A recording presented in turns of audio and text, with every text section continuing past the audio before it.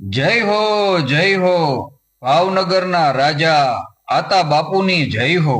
જય માતાજી। બાપુ, તમારી પધરામણીનું કારણ અમે જાણી શકી?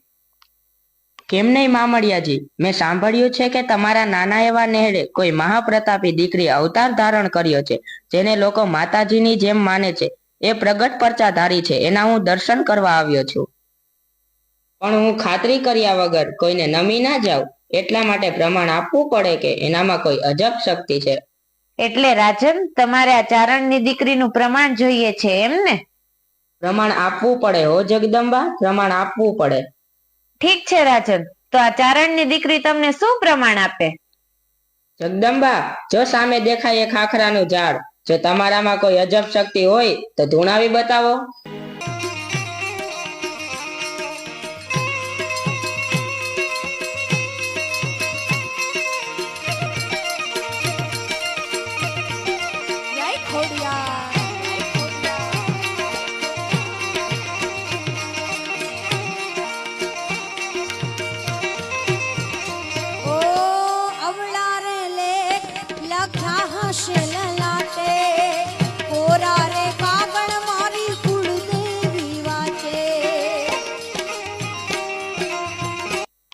જય હો ખોડલ માની જય હો।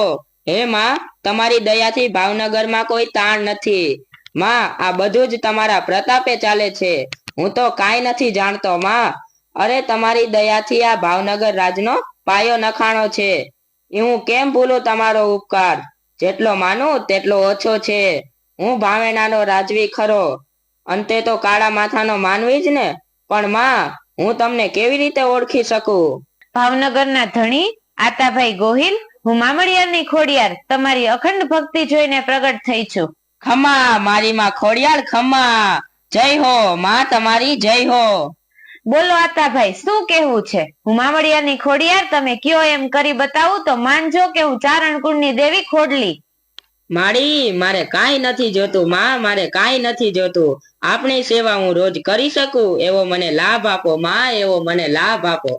દરબાર, બોલો શું ઈચ્છા છે? માં, મારા ભાવનગર રાજ્યમાં તમે પધારો। ભલે દરબાર, હું ભાવનગર રાજ્યમાં આવવા તૈયાર છું। હું શું કામ, અમે સાતેય બેનો એક સાથે આવીએ, પણ તમારે મારી એક શરત પાડવી પડશે। રાજન, તારે વચને બંધાવવું પડશે। મને મંજૂર છે માડી, મને મંજૂર છે, હુકમ કરો માં। તો રાજન, હું એક શરતે જાઉં, તારી આવી અખંડ ભક્તિથી હું પ્રસન્ન છું। તમે ઘોડે સવાર થઈને આગળ આગળ ચાલતા થાવ, અમે સાતેય બેનું પાછળ પાછળ